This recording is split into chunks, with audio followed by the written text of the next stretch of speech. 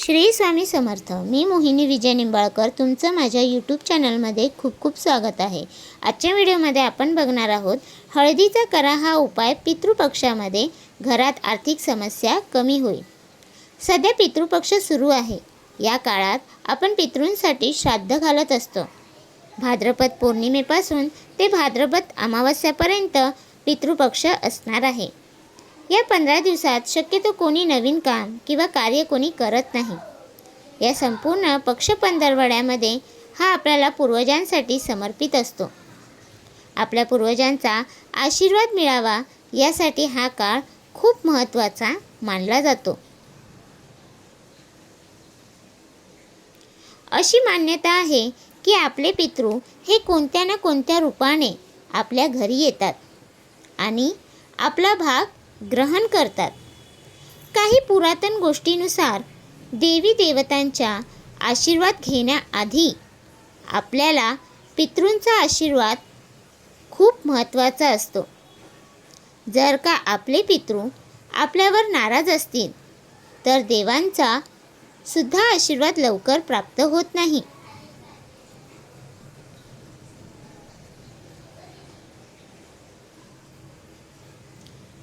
ज्यांच्यावर पितृ नाराज असतात अशा लोकांना खूप समस्यांना सामोरे जावे लागते. सारख्या प्रमाणात अडचणी येत असतात.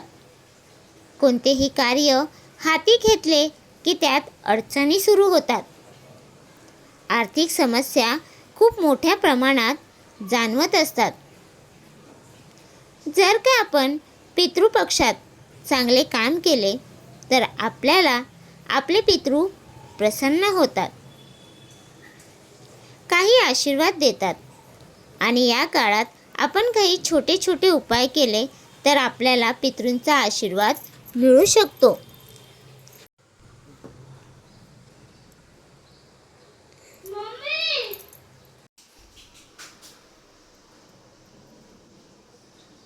आज आपण एक छोटा उपाय पाहणार आहोत.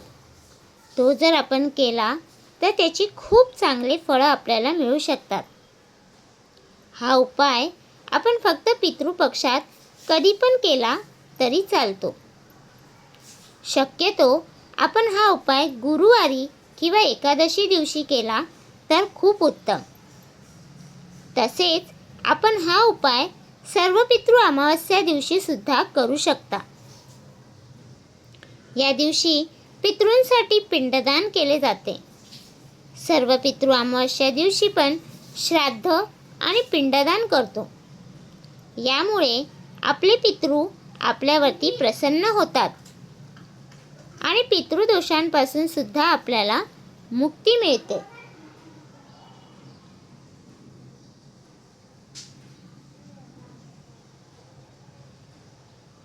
आपण जो उपाय आज पाहणार आहोत त्यासाठी सकाळी लवकर उठून आपण नित्यकार्य पूर्ण करून आंघोळ करून स्वच्छ कपडे परिधान करावेत. त्यानंतर 1 तांब्या पाणी घेऊन कच्चे दूध 1 चमचा टाकून त्यात थोडी साखर टाकून त्यात चिमूटभर हळद टाकावी. श्रीहरी विष्णूला हळद अतिप्रिय आहे, त्यामुळे आपण हळद वापरणार आहोत. एक शुद्ध तुपाचा दिवा घ्यावा आणि तुळशीपाशी ह्या दोन्ही गोष्टी घेऊन जावे आणि तुळशीची पूजा करावी.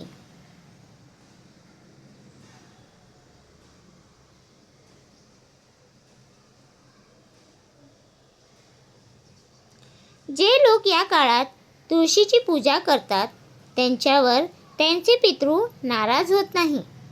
आपले तोंड पूर्वेकडे तोंड करून श्रीहरी विष्णूंना नमस्कार करून व देवी लक्ष्मीला सुद्धा नमस्कार करून आपल्या पितृंना नमस्कार करून श्रीहरी विष्णूंचा जप करत हे पाणी तुळशीला अर्पण करावे. ओम नमो भगवते वासुदेवाय नमः या मंत्राचा जप करत जायचे आहे.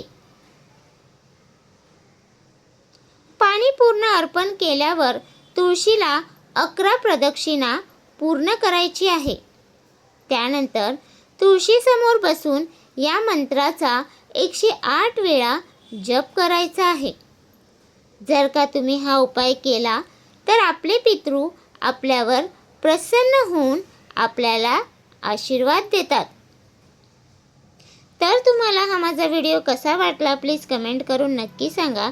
व्हिडिओ आवडला असेल तर लाईक करा, कमेंट करा आणि शेअर करायला विसरू नका. आणि तुम्ही अजूनपर्यंत आपल्या चॅनलला सबस्क्राईब केलं नसेल तर प्लीज जाऊन चॅनलला नक्की सबस्क्राईब करा. कारण आपल्या चॅनलवरती तुम्हाला आध्यात्मिक माहिती आणि स्वामी महाराजांचे व्हिडिओ भेटतात. तर भेटूया उद्या एका नवीन व्हिडिओसोबत. श्री स्वामी समर्थ.